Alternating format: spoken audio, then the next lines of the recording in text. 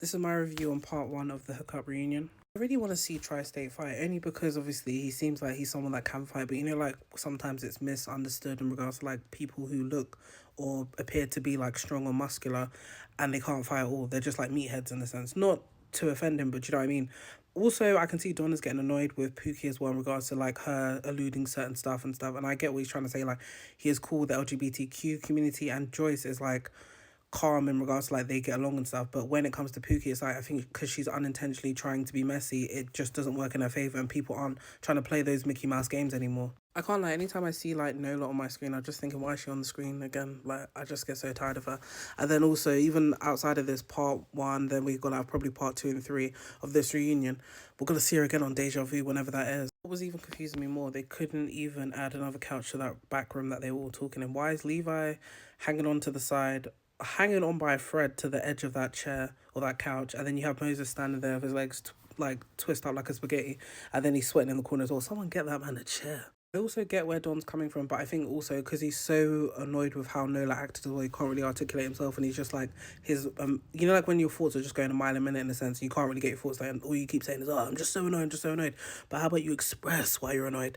Then also they're accusing or saying that Nola was sleeping around and stuff, but who is Q? Are they talk about Q from Deja Vu, or they talk about another person? Because they talk about, oh, she slept with this person, she slept with that person, but it's not really clear on what's going on. But I think because there was like 101 conversations going on that back room, it kind of like was hard to keep up with as well. I don't know what it is, but Phil's outfit is and his hairstyle as well is just giving like a prom outfit or like homecoming. Like, I don't know how to describe it, but it just gives such a childish look. Also, Kayla saying, oh, Moses DICK was trash and it was sworn, all this other stuff.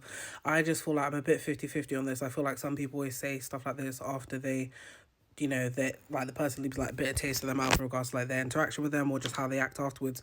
But then also it didn't seem like she was giving Raven reviews when they even asked her about it, or she was talking about it in confessionals in part one, I think it was, a part two, whenever this was discussed, or whenever this sexual interaction occurred and stuff. She just really kind of like was over the whole situation anyway. But then Tokyo, what got me was Tokyo. I'm thinking, Tokyo, please, the way you were begging for it, dying for it. Do you know what I mean? Like, you were doing all this stuff for Moses. You'd be thinking the DICK is top tier or something. Obviously, he could be a good person anyway, though. But the way you were moving is like, yeah, my man, my man, my man. And yeah, really, really confused me there. I also am I'm of the understanding that if Tokyo was on good terms with Moses, she would never be saying any of this. That's why I'm just like 50-50 of this when people give these type of reviews after a bad breakup or like a situation that hasn't gone good. Obviously, I don't know why Honey and Honey from the Vanity sisters who were on Mean Girls or whatever. Sorry, I don't know why Honey broke up with Moses. That wasn't clear at all, but obviously they're trying to allude that, yeah, it was because he wasn't satisfying her and stuff like that. Who knows? We'll never know anyway. Of course, Landon comes here with the shoe shining coon behaviour. Like, I'm sorry, I'm never gonna let up off this. Because, of course, he's like, oh, where's Mammy G? I really like Mammy G. Of course you do, because she's another white woman saying the N-word just like Ferrari. And you're trying to do... And I'll never forgive Now That's TV for not airing the scene where Liddy was patting Landon about him being so comfortable to allow Ferrari to say the N-word. And him trying to justify it as well, like the shoe shining coon you are. Can't believe that. I can't lie though, Don and Tri-State would look so good with ET as well. The way she was just, next to them, I was just thinking, yeah, I can see this. I don't believe ET was lying about what Moses was doing or what he was saying on that live either, because like ET is always on live, and if she was lying as well, it would have been clipped. So I don't believe that one bit. I do believe Moses was copping please though of Isaiah, because I know that it's like a trickle down effect or like a domino effect as well. Like, if you start beefing with Isaiah, it's more than likely other people are going to get involved. And security are a lot of times his family or friends and stuff. They'll probably sock you in your face too. So I wouldn't even be surprised with that. And I also know Isaiah's getting better at fighting anyway. So regardless of Moses' height, it won't work in his favour. I'm glad E.T. and Kelvin broke up as well. Him claiming that he wasn't going to come because of the Pookie situation. I feel like no matter what he would have said to try to defend himself would never work to his favour. And he would have had the accusations on him in regards to, like, how these people are with people's sexuality and stuff. They would have been accusing him of being gay, even though he won't be gay if he's messing with a trans woman and stuff. But do you know what I mean? Like, they would be trying to ruin his name in a sense of like, oh, all the transphobia will be coming out and all this other stuff. So yeah, I can understand why he didn't bother coming. And then E.T.'s talk about, oh yeah, she wasn't aware. Please stop the gapping. Then it's Levi just continuously staring at Slim's bum as well when she's talking, when she first walked into that back room where they were all sat down. I can see what Don is saying, like, Tri-State isn't a talker and stuff like that. Like, obviously him trying to hold back in regards to like crashing out on Pookie and stuff, but he gives silent crash out anyway. There was too much dialogue in the back rooms. I feel like, yes, we got enough tea from them as well. Let's bring it to the main stage now, because there was too much like chatter in the background. I know that they always do this anyway. They want dialogue, they want all this other stuff, but you can get the dialogue when they're on stage. I'm glad ET briefly brought up the Omar topic as well, though, but obviously she didn't go into any detail now. But obviously later on we do know that she does expose what happened with Omar, and he was obviously, there was some SA involved. So from my understanding, Chastity said that she tried to make it work with YBZ. YBZ doesn't seem like, you know, he's got himself together. And that's what I mean by like people going on the show. Yes, I know it's all for entertainment purposes as well, but like you've basically taken a spot that could have been for someone else, because Chastity could have gone with Don or someone, and that would have been more entertaining than with YBZ, because we know YBZ is a HOE. Like, what's going on? I'm also not here for, I'm here for everyone getting a check, but I'm not here for LaRue hosting this reunion as well, co-hosting it with Gigi. The only reason I'm saying that is because I feel like Andre was the better party to host, because he was the one that was more interactive as well. When I was seeing the lives that LaRue was doing for the club as well, it's like she doesn't have the questions, like she's doing it off the rip. And she's not actually actively watching the show. She's just seeing little clips and bits and pieces, and she's making up stuff. And I, not making up stuff, but you know, like when someone's just questions are just coming off the dome, they're not actually sitting down to watch it, take it in, making notes and stuff like that. Andre is someone that is actively asking the questions and watching the shows, and I don't know why they keep passing up opportunities for him when he is the right person or right candidate for the role. And he actually asked the questions that the audience or people that are paying to watch the show actually want to know the answers to. And it's them blurring out ET's private parts as well that had me laughing, because it just reminded me of the Baddies reunion as well, which was fine to see. They had to blur out that part as well. But I just don't understand why she didn't just get a dress that was covering that part, because why do you need your front hanging out for? When Dom walked out, I was just like, LaRue and Dom would be a good match, you know?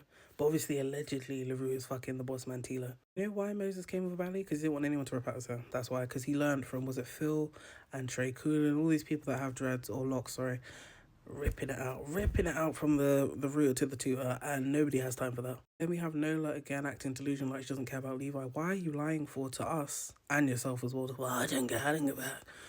The way you're crashing out on the show is telling us otherwise. Do you know what I mean? So Slim and Moses slept together. That's crazy scenes as well. I don't know when this occurred either, because I feel like I was mentally tuned out at some point when they were yapping on and stuff, but good for them. Let's see how long it lasts. Anyway, when it wasn't convincing me when Chastity and Levi were talking about the whole, oh yeah, we're together, we'll see how things goes, whatever. It just gives like fake PR relationship, whatever. And we already know that Levi is doing a thing with someone on or tries to do a thing with someone on Deja Vu, which is Mel. So it's like we already know this is fake. All this turmoil over Levi, like Kayla and Chastity are fighting over nothing. I get what Kayla's trying to say, it's the principles, all this other stuff, but all this over Levi is gassing his head even more. Dawn is 100% correct as well. Why are we having all this dialogue? People need to run their fades. Exactly. Moses 100% lost that fight with Tri-State as well. I feel like Moses had no connections hitting at all. The only thing that really helped Moses as well is when he went on top of Tri-State. That was it. But I don't think he even made a connection like in regards to like the hits. If I've got to be honest, the face got laid out by Don. I don't have to say anything else.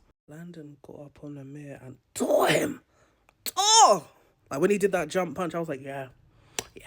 The fact that E.T. slapped Nola didn't even respond with a physical response, and then started copping pleas with or pleading a case to E.T., and E.T. is looking unbothered is crazy. I also get where E.T.'s coming from as well, because Nola didn't need to do that to Kelvin, regardless of if E.T.'s with him or not. You're weird for pushing him in the pool because he rejected you. Like, please grow up. The second round for Don and Face, no one won. The third round, I'm gonna give it to Don. You see how Amir was busy watching the fight going on in the background and didn't even clock that Pookie was running over to smash him in his face or whatever and do all that other stuff? Like, please. Then you have Pookie walking in like she didn't even do shit.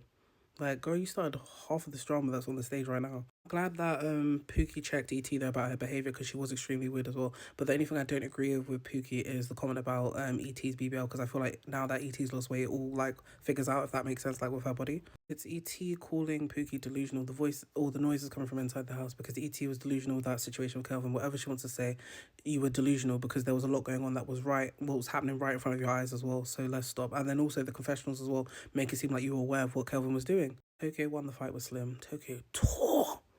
Take her through that. Also, why did Chastity try to swing on Tokyo as well? I don't know if she thought Tokyo was coming for her, whatever, but I don't feel like they needed a reason to fight anyway. But obviously in part 2 of this reunion, we get to see why.